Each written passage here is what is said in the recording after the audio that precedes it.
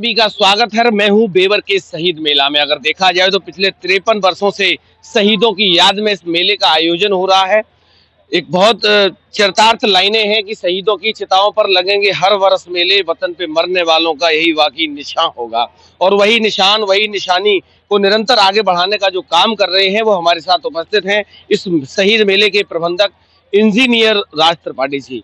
क्योंकि आज मेले का समापन का दिवस है, पूरी तरीके से सारे कार्यक्रम पूरे जितने भी दिन मेला चलता है प्रॉपर तरीके से चलते हैं। जानने का ये प्रयास करता हूं कि पिछले कई वर्षों से इसकी बागडोर को संभाले हैं और हर वर्ष कुछ नया करने का प्रयास कर रहे हैं।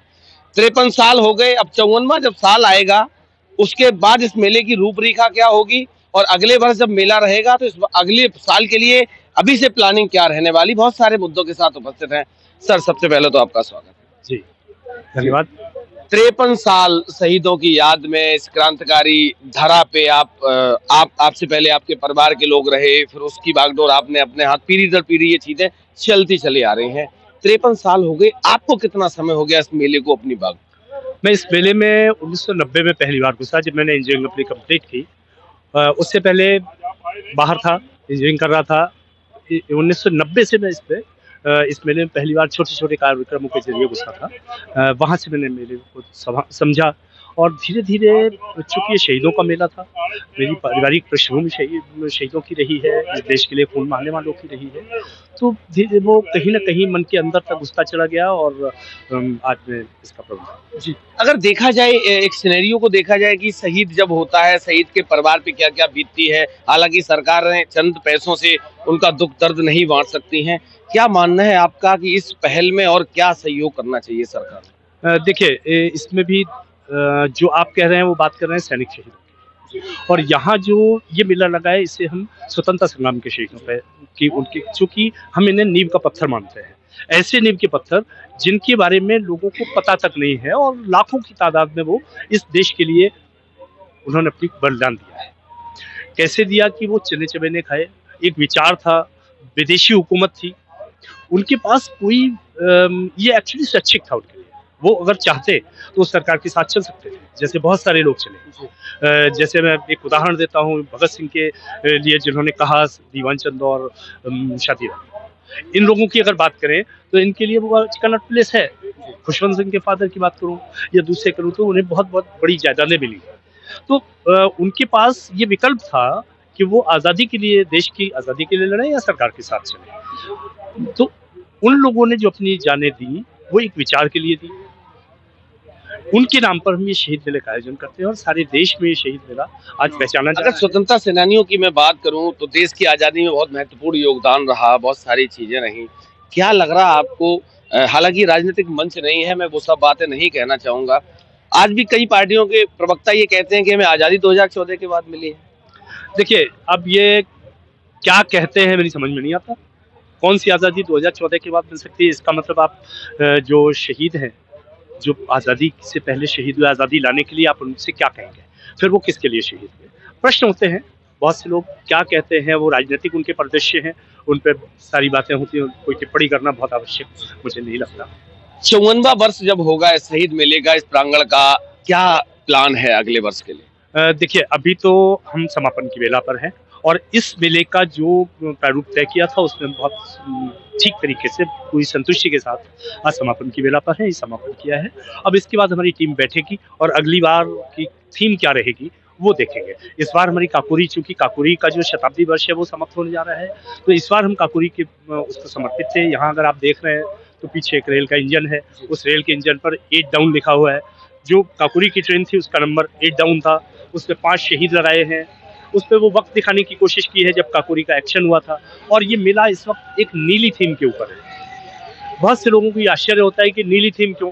तो नीली थीम का विशेष कारण ये था कि वो शाम का वक्त था जब काकोरी एक्शन हुआ। तो एक उस शाम के वक्त को पकड़ने के लिए, उस समय पर पहुंचने की कोशिश करने की एक जो चीज़ थी, उसकी वजह से नीली थीम भी है। ये सारी एक सोची समझी एक थीम चलती है, उसके लिए बड़ा लंबे हमारे सारे डिजाइनर, सारे लोग लगते हैं और एक लंबे समय में ये चीज़ें तैयार कर पाते हैं। अगर इस मेले की बात करूं तो चाहे प्रबंधन की बात करूं, ऑर्गेनाइजेशन आपने करा है, बहुत सारी राजनीतिक उतार चढ़ाव भी देखने को मिले। क्या लग रहा है कि वो सब चीजें अब सुचारू रूप से हैं कि अभी भी कुछ चैलेंजेस फेस कर रहे हैं? देखिए, मुझे लगता है कि ज़िंदगी में अगर आपको सांस लेना है तो भी आपको चैलेंज फेस करने पड़ेंगे। आपके फेफड़े उतने फूलने ही चाहिए।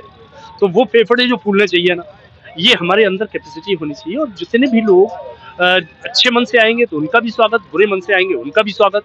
हम जो काम कर रहे हैं वो शहीदों को और उन सेनानियों के उस पर कर रहे हैं जिन्होंने ब्रिटिश हुकूमत को भी चुनौतियां दी थी।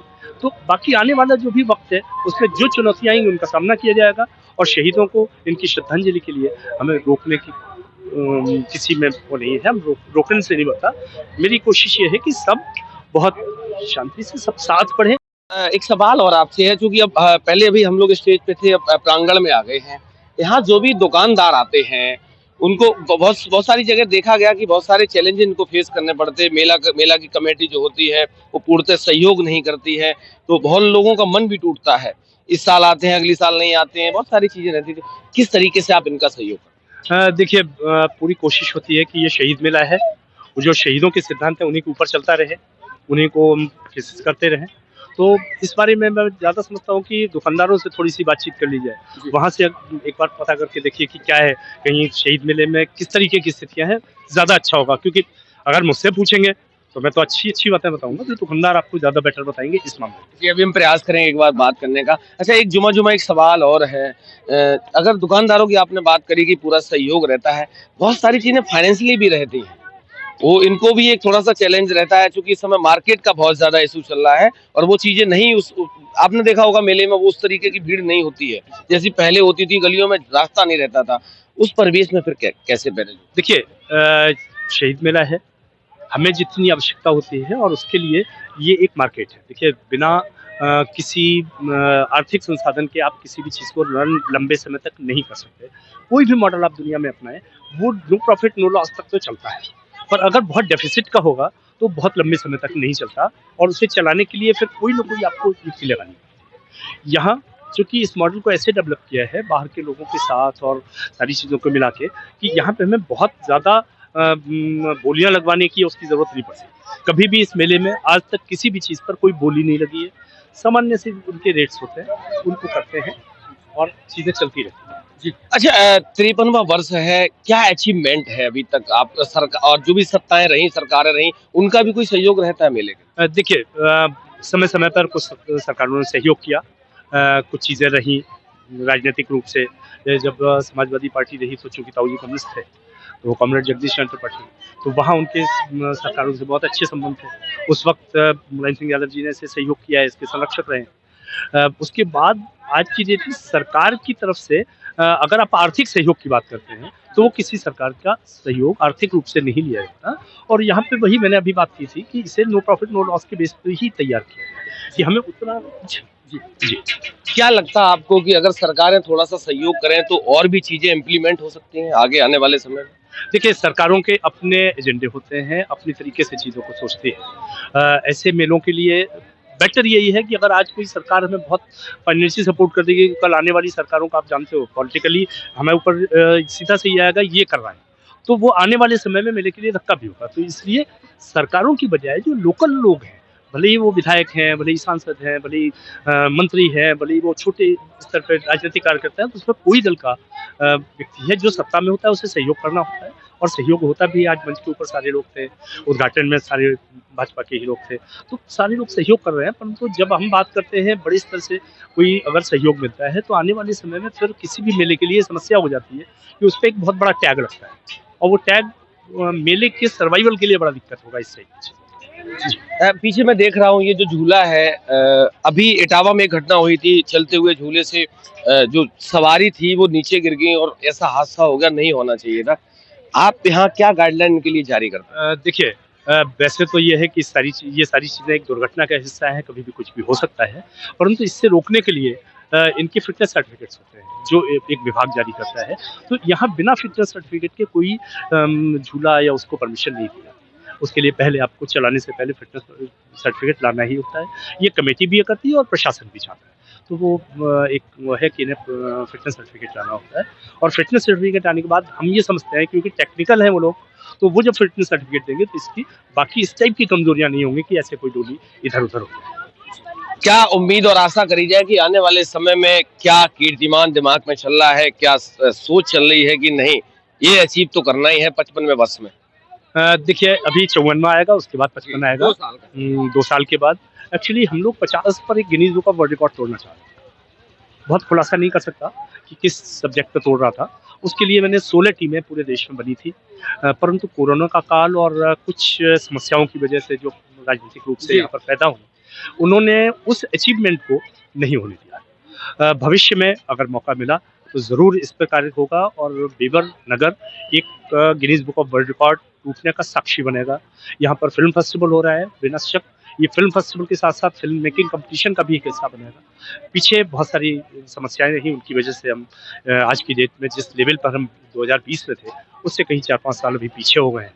परंतु आने वाले समय में ज़रूर Guinness book of world record और फिल्म फेस्टिवल इस बेवर के इतिहास में एक स्वर्णिम अध्याय लिखेगा। आखिरी सवाल आपसे है, जो राजनीतिक दिक्कतें बीच में आई हैं, आपके पक्ष के हों, विपक्ष के हों, साथी हों, जो भी रहे हों, जिन्होंने चाहते हुए या ना चाहते हुए क्या स्थितियां रहीं, क्या संदेश है कि इस बेवर के सम्मान को, शहीद मेले को बचाने के लिए उनसे क्या आह्वान करना है?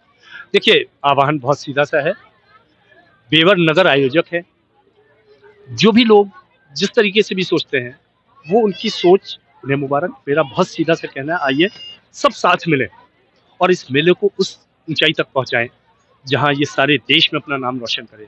उन शहीदों ने कभी किसी बिना भेदभाव के, बिना किसी राजनीतिक उसके अपनी जानें दी हैं, तो हम लोग एक हो सकते हैं। सारा देश, सारे लोग एक साथ मिले, बेवर नगर एक साथ मिले, इसके सारे लोग मिले, जहां कमियों में बैठ के दूर की जा सकती है और पूरे उस पे इस मेले को उस लेवल तक पहुंचाएं जहां पर सारे देश में ये नाम रोशन करे। मैं तुम्ही से सुन रहा था अभी, बता रहे थे कि मिल्कीपुर में इसका नाम आया, तो मिल्कीपुर यहाँ से 400 से ऊपर है, 400 किलोमीटर से ज्यादा है। वहां तक अगर शहीद मेले का नाम पहुंचा है तो इसका मतलब है कि शहीद मेला अपना काम कर रहा है। भले ही उसकी गति कम हो सकती है परंतु वहां तक उसका नाम पहुंचा है।